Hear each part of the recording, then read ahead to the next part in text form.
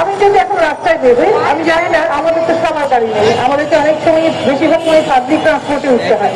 আমি তখন ছোট ছিলাম, সেই সময় দেখা যেত পাবলিক ট্রান্সপোর্টে দুটো দরজা ছিল, একটাতে পুরুষরা উঠতো, একটাতে মহিলা উঠতো, আমরা স্বাচ্ছন্দ্যে যেতে পারতাম। এখন দুটো দরজা বন্ধ হয়ে একটা দরজা হচ্ছে, এক দরজা দিয়ে সবাই সিদ্ধান্ত করে উঠবে। উঠার পরে মহিলাদের জন্য সংরক্ষিত আসন আছে, সেখানেও মহিলারা তার সেইটুকু প্রাপ্যই পাচ্ছে না। সেই জন্য সমানাধিকার বলে আমি কি করে অর্ধেক সিট আবেদন করতে চাই। সেখানে দেখা যায় প্রতিদিন বাস ওঠার পরে আমাদের ঝগড়া যদি লেগেই যায়, চিৎকার চেঁচামেচি, সমানাধিকারের চিৎকার চেঁচামেচি করতে করতে প্রাপ্য অধিকার থেকে আমরা বঞ্চিত হয়ে যাচ্ছি। এতে কি হচ্ছে, আমি হয়তো বা আমার হয়তো বা জিনিস শেষ হয়েছে, কিন্তু আমার যে উত্তরসূরি আছে তাদের কাছে কোথায় চলে যাচ্ছে।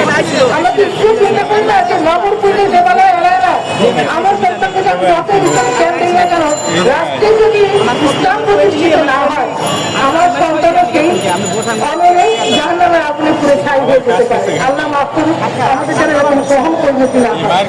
প্রাপ্য অধিকার, মানুষ প্রাপ্য চাল করাবার সমানাধিকার, এই ধরনের গতির উপর বিষ করা যায়। একসময় বাসের কথা বললাম, আমি আরেকটা কথা বলতে চাই। সংসার সুখে করার জন্য সব স্ত্রীদেরকে ধরে ধরে বিদেশ পাঠিয়ে দাও, অনেক টাকা আসবে, এদিকে সামনে ছেলে মেয়ে যেটা রেখে যাবে সে কটা এখানে চলে যাবে, ওদিকে মহিলা হয়তো ওখানে নিজের করে ফিরে আসার পরে তাকে তো এই যে সুখের পিছনে ছুটতে ছুটতে সংসারটাই ভেঙে দিলাম। ছোটবেলায় সেই কবিতার কথাটা দিয়ে আমি শেষ করতে চাই।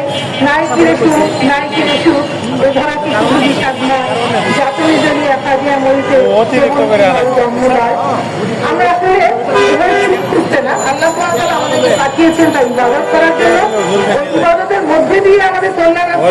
আমরা সবাইকে অনুরোধ করছি, কোরআন বুঝুন, কোরআন জানুন, কোরআন পালন করার চেষ্টা করুন, এবং এই যে নারী কমিশনের কোরআন বিরোধী, কোরআনের সঙ্গে সাংঘর্ষিক যতগুলো সুপারিশ করেছে, এই সুপারিশগুলো সব বাতিল করে নতুন কমিশন গঠন করে আবারও যেন এই নারী কমিশনের সুপারিশটা তৈরি করা হয়, এই বলে আমি আমার বক্তব্য শেষ করছি। ধন্যবাদ।